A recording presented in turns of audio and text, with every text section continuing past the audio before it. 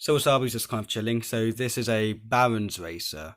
That's the English name for it at least. And the scientific name is Philodrys baroni. Now, if you don't know what a scientific name is, you might have heard Latin names. It's the same thing, but people prefer to call them scientific names because quote unquote Latin names aren't always Latin. They might be Greek, and there are some Greek names. There are some hybrid names where it's a hybrid, like a kind of a hybrid between the Greek and Latin language, and at the same time, some names aren't Latin or Greek at all. They just are made to sound Latiny. For example, I think it's a damselfly named after. I think it's like a damselfly. And I think there's a species of pitcher plant, a Nepenthes species, which is named after like David Attenborough. So I think that the Nepenthes species is like Nepenthes attenboroughi, which obviously is not a scientific, well, isn't a Latin name. It's just a Latiny sounding name. Hello. So these guys come from Bolivia, Argentina, that sort of part of the world. And you see she's very, very pretty. Yes. Very pretty.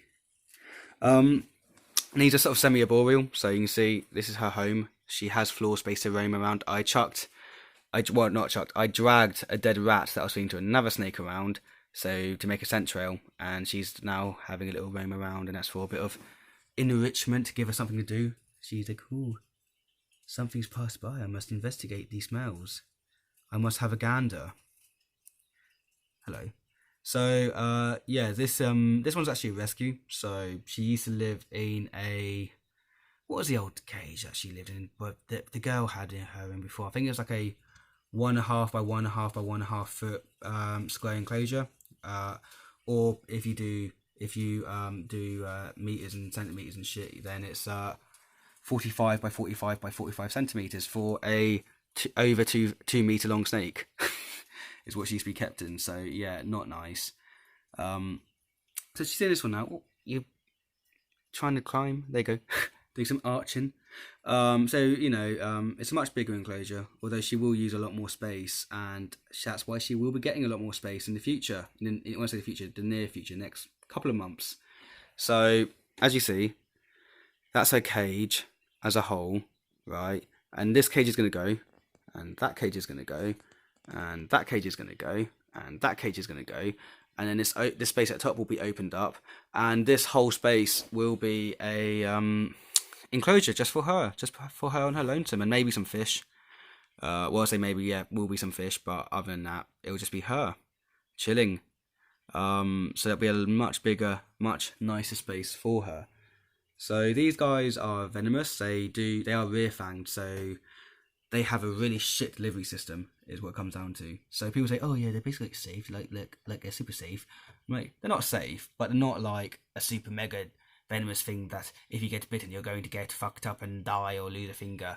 They're more in between. They need some respect because they are venomous, and the venom itself can be quite nasty. Like when they've done studies where they've injected mice with it, they can be quite nasty. But they've got such a poor delivery system, they have to really chew on something to actually get the venom in it. So most time when you get bitten and they let go of you, you either get no venom in you at all, or you might get a very small amount. So you have slight swelling and a bit of a reaction, but nothing too crazy. But at the same time, I would not want to get bitten by her because she is exceptionally big for her species, at least in captivity. It's the biggest one I've seen, and it's biggest that a load of other people who've been in this longer than I've been alive have seen. And they're like, oh, give it to me, I can breed it. I'm like, no, she's going to chill here. She's a cool snake. She's not going to have babies. You can just like chill and do your own little thing. But yeah, and basically, because of this like poor delivery system, the venom isn't enough to kill the animal by itself. So they do constrict. So they'll grab like a lizard, or they'll grab a bird or a mammal, and they'll wrap around its body and start and constrict it while they're also chewing on it to release the venom and inject it with a load of venom. But because of the whole venom thing, that's why I use a snake hook. Where is it? It's on the floor there. I knew it was in that space, but I couldn't see it on the screen. So I use a little snake hook just to help manage her, just in case. Because the thing with her is she thinks everything that moves is food, when obviously it's not. I'm not food. So she's not like aggressive or really defensive. She's not super defensive. She's just more like, oh, that's moving. I'm going to eat it now. But yeah, very cool little snake.